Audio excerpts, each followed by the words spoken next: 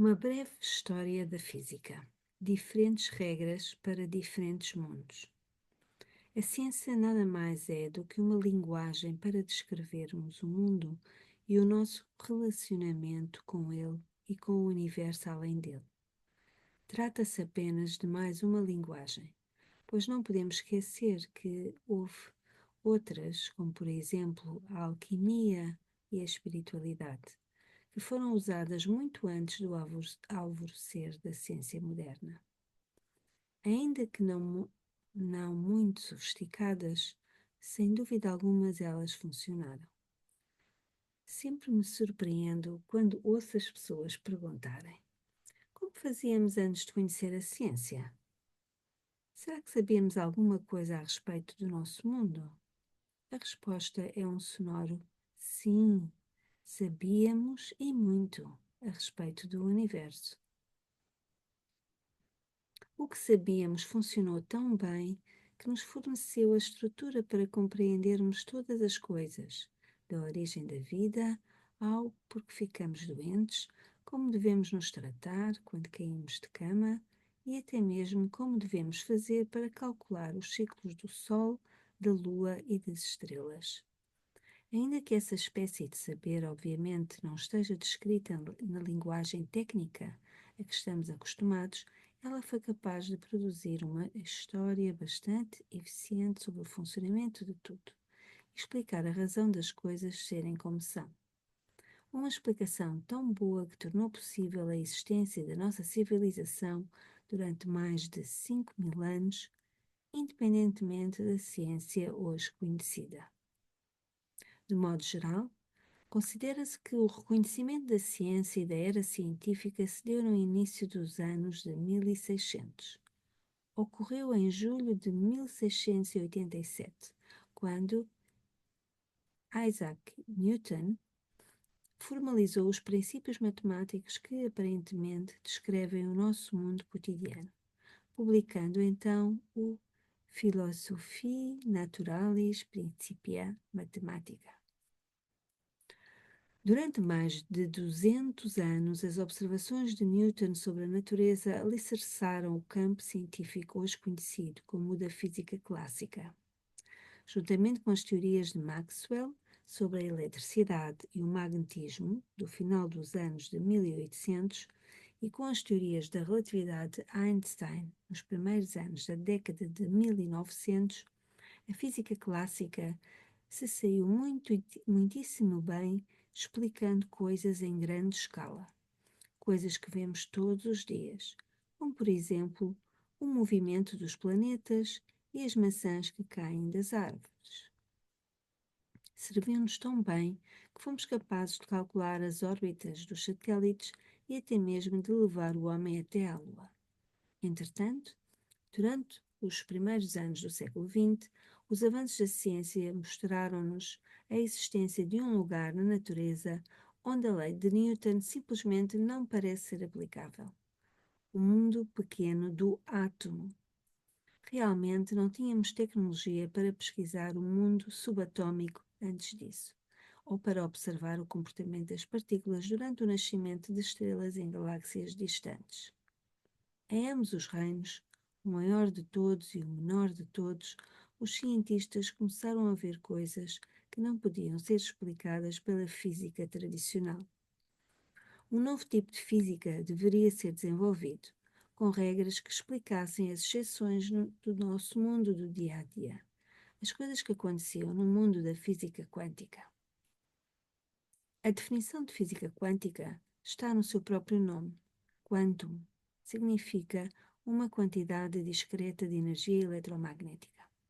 Basicamente, trata-se daquilo que constitui o mundo quando ele é reduzido à sua essência.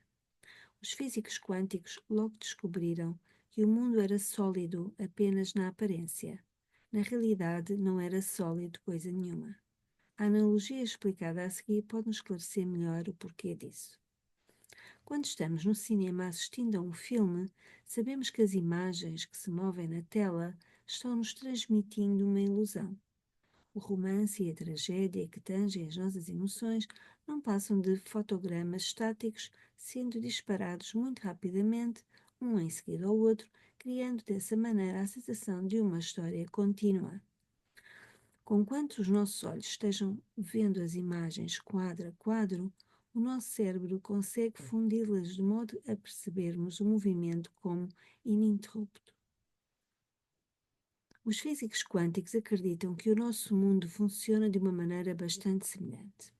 Por exemplo, quando vemos a defesa da cortada no vôlei ou o salto triplo da patinagem artística no gelo, ao assistirmos a um programa de desporto na televisão, o que realmente estamos presenciando em termos quânticos é uma série de eventos isolados que acontecem muito rapidamente e que são apresentados conjuntamente.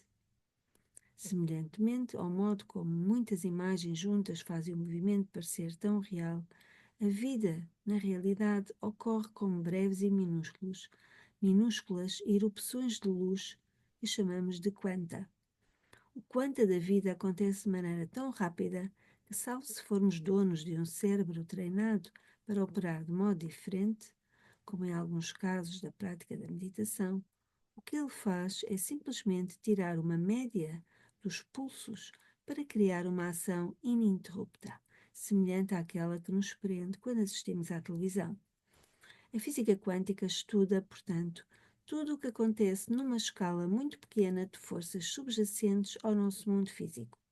A aparente diferença entre o modo de funcionamento do mundo quântico e a do mundo cotidiano fez com que surgissem duas escolas entre os cientistas e os físicos contemporâneos, a clássica e a quântica. Cada uma dessas escolas tem a sua própria teoria de apoio. O grande desafio tem sido compatibilizar essas duas maneiras tão diferentes entre si de ver as coisas num único modo de ver o universo, a teoria unificada. Para isso, torna-se necessário que exista alguma coisa que preencha o que nós percebemos como espaço vazio. Mas o que poderia ocupá-lo? Resumo do longo caminho rumo à teoria unificada. 1687, Física Newtoniana. Isaac Newton publica as suas leis do movimento e a ciência moderna começa. É uma visão que percebe o universo como sendo um sistema mecânico de massas, onde o espaço e o tempo são absolutos. 1867, Física da Teoria do Campo. James Clerk Maxwell propõe a existência de forças que não podem ser explicadas pela física de Newton. Os seus trabalhos de pesquisa, juntamente com os de Michael Faraday, apontam para a descoberta de um universo constituído de campos de energia que interagem uns com os outros. 1900, Física Quântica. Max Planck publica a sua teoria do mundo como lampejos de energia chamada quanta. Os experimentos na escala quântica mostram que a matéria existe como probabilidades e tendências, não como coisas absolutas, e sugere que a realidade pode não ser exatamente tão real ou sólida afinal de contas. 1905, Física da Relatividade. A visão do universo por Albert Einstein perturba a física newtoniana. Einstein propõe que o tempo seja relativo, em vez de absoluto. Um aspecto essencial da relatividade é a consideração de que o espaço e o tempo não podem ser separados, coexistem numa quarta dimensão. 1970, Física da Teoria das Cordas. Os físicos formulam teorias que descrevem o universo como constituído por minúsculas cordas vibrantes que podem ser usadas para explicar tanto as observações do mundo quântico quanto as do mundo dia a dia. A teoria é formalmente aceite pelas principais correntes de pensamento da comunidade dos físicos em 1984, passando a ser vista como uma possível ponte de união com todas as outras teorias. 2000 e, nova e melhorada teoria unificada da física. Algum dia, no futuro, os físicos descobrirão uma maneira de explicar a natureza holográfica do que observamos no universo quântico, bem como aquilo que percebemos diariamente no mundo. Eles formularão equações para unificar as suas explicações em uma única história consistente.